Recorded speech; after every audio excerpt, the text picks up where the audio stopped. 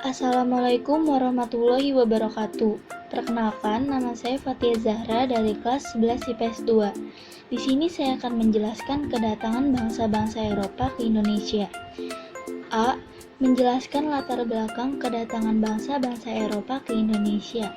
Latar belakang kedatangan bangsa Eropa di Indonesia adalah karena jatuhnya Konstantinopel ke tangan Turki Utsmani, sehingga rempah-rempah yang biasa mereka dapatkan di sana tidak dapat mereka dapatkan lagi.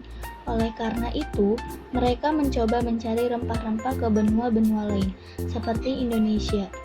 Awalnya mereka hanya ingin membeli rempah-rempah, namun karena kekayaan alam Indonesia yang melimpah, mereka memiliki tujuan lain, yakni gold, glory, dan gospel.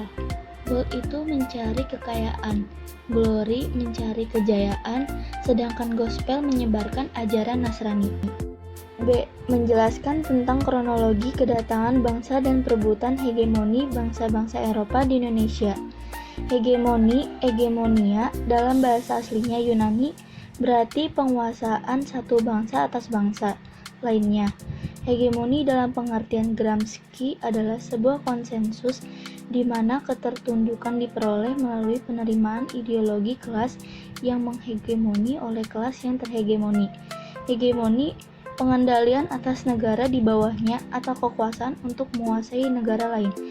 Bukti adanya hegemoni di Indonesia adalah dengan datangnya bangsa-bangsa barat ke Indonesia untuk mencari rempah-rempah dan akhirnya terjadi perebutan kekuasaan untuk menguasai bangsa Indonesia oleh bangsa-bangsa Eropa.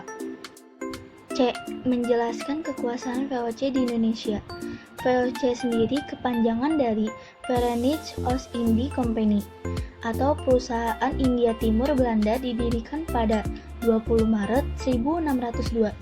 VOC sendiri merupakan persekutuan dagang asal Belanda yang menginginkan monopoli untuk aktivitas perdagangan di Asia. Untuk semakin memperbesar kekuasaannya di Indonesia, VOC melakukan cara-cara politik divide et impera atau politik adu domba dan tipu muslihat. Misalnya, kalau ada persengketaan antara kerajaan yang satu dengan kerajaan yang lain, mereka mencoba membantu salah satu pihak. Dari jasanya itu, mereka mendapatkan imbalan berupa daerah. Hal ini berlangsung setiap kali sehingga di Indonesia semakin banyak daerah yang berhasil dikuasai VOC. Dari uraian tersebut menunjukkan bahwa Belanda dengan VOC-nya telah berhasil menguasai daerah Indonesia, bagian barat, tengah, maupun timur. Dengan politik adu dombanya, akhirnya VOC berhasil menanamkan kekuasaannya di Indonesia. Beberapa kerajaan di Indonesia akhirnya dalam cengkeraman kekuasaan penjajah. D. Menjelaskan penjajahan Belanda. Masa penjajahan Belanda secara singkat dan lengkap. Pada tahun 1596, Belanda dengan dipimpin oleh Cornelis de Houtman datang ke Indonesia untuk mencari rempah-rempah. Namun Belanda diusir oleh warga Banten karena bersikap angkuh.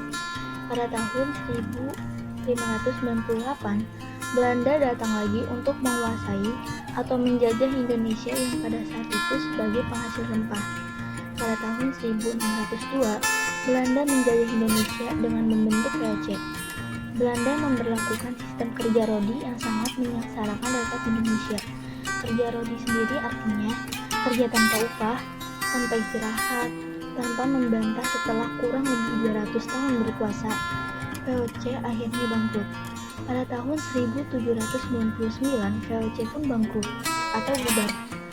Pada tahun 1942, Belanda kalah dengan Jepang dan akhirnya Indonesia jatuh ke tangan Jepang. Sekian dari saya, kurang lebih mohon maaf. Wassalamualaikum warahmatullahi wabarakatuh.